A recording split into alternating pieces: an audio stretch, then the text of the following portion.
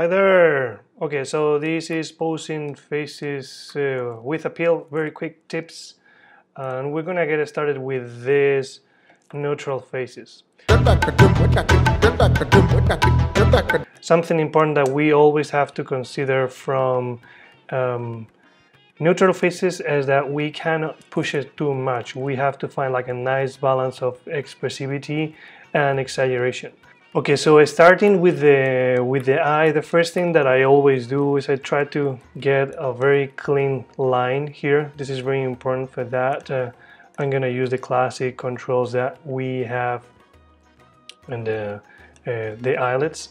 I don't want to yet close this too much, but I'm gonna keep it a little close, and I'm gonna make sure that at least the border or the lowest or the socket of the eye also has a very nice shape, at least that it goes a little kind of like not parallel, but at least creating a little of harmony with the lowest eyelid.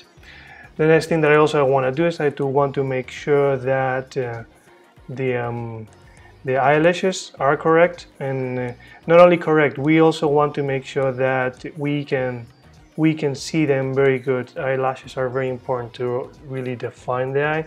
So we're going to be working a little bit with the little controls on the eyelashes here.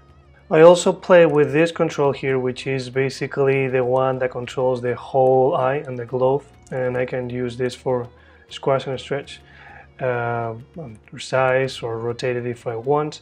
My intention for that is to create like a nicer shape. So what I did is to bring it down, squash it like in this axis and do it a little wider. So that helps a little bit to create like a more kind of horizontal feeling, that that vertical feeling that is good for this kind of feeling of neutrality and all that. If we would do like something like more like sided or something, we would do the other way around, but this is not the case. The next thing that I'm gonna be doing is working with the pupils and working with the iris as well at the same time. So I used to do it working with both of those controllers at the same time. So what I usually do, I get both the pupil and the iris, and I squash them down a little bit, and I try to find like a nice shape that works with the shape of the line of the lid. So what I've done is to bring up a little bit the size of the pupil, and it creates this very nice shape. If I would bring this guy up, the eyelid up, it would look like that, right? We wouldn't keep it like that in open eyes. So once I'm happy, I go ahead, I select only this eye, and I paste it to the other one, and I would go ahead and just create some few variations, most probably with the big control, where I am going to just add in some differences on the size, creating a little bit of contrast in between them, and trying to create a little more of harmony and balance in between these two lines. I will try to get like a direct line that goes from here to the other eye. So more or less this is what I've got. Yeah, basically I've been working a little bit with the control of the corner of the eye. This is very important in order to see where the corner of the eye starts. It's dragging a little bit of this side of the eyelids. This is very good in order to find, as I was saying, this continuous line here, and also work with a little bit the iris and the pupils in order to get more or less that kind of the same feeling. So it feels a little symmetric, but with a tiny little break. I think that's important. It's good to find always symmetries. I already commented that in another video, where symmetries with slight breaks or slight differences are nice, and those creates a lot of appeal. So the next thing I work is eyebrows and a little bit of the nose, just adding like a nice shape, a little curved up. Okay, like this is not that appealing, just a little bit more appeal and contrast, because we have that kind of like a line over there and the curve, this angle, sorry, angle, and then the curve. And eyebrows. Eyebrows are not very complicated in this case, so we just work with them with the main controller, and then we add some tiny little details, trying to make sure that we work not just rotating, but also translating, but also rotating a little bit, so creating that nice shape. So I guess basically what I want to do is duplicate that in the other side, and same process, looking for some kind of differences. So this would be it, a little bit different, but still feels normal. It feels kind of like the same, but just a tiny little break or differences from one side to the other, or asymmetry, if you like to call that. So more or less that now the upper part of the face is good, we jump into the mouth. And usually the first thing I do with the mouth, I work with the main control of the mouth shape, which is this guy here, and it tracks all the controllers of the mouth. So I bring it up because more or less that used to bring a lot of appeal, and because of the kind of pose.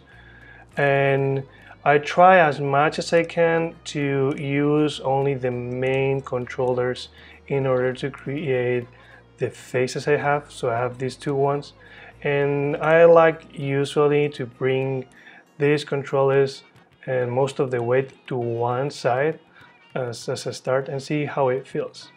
The next step is going to be to work with the corners. This character has certain good amount of flexibility in the corners, so I'm going to try to get like a very nice feeling going to the sides, to push it a little bit, and working with the controllers of the corners in order to find like a better continuous clean shape.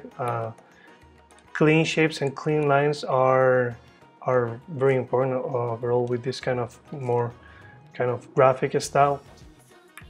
I used to take all these lines, and I would say actually the whole character, I take it as if it's actually a drawing. So instead of taking this like a shading or a volume, I take it like a in my head they look like lines. So that's why I always look for cleanliness. So I'm gonna use these guys in the corner to make sure that the corner or the whole shape of the mouth is clean. So this is more or less what I got, and I'm happy with it. And then what I do, once that more or less the main parts of the face are done, I jump into the face deformers to find, just to push a little bit, to find a little bit of expressivity and tiny slightly details, because this is a neutral face. I don't really want to push it too much, but maybe get like a stronger feeling here of the curve and a little of 2D kind of sensation on it.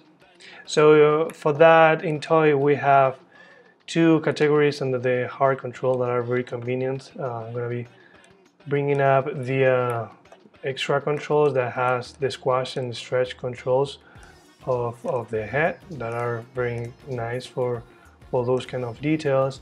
And also we'll be bringing up the lattice controls that are also more kind of like an overall, that creates this kind of sensation in the whole character that really helps a lot.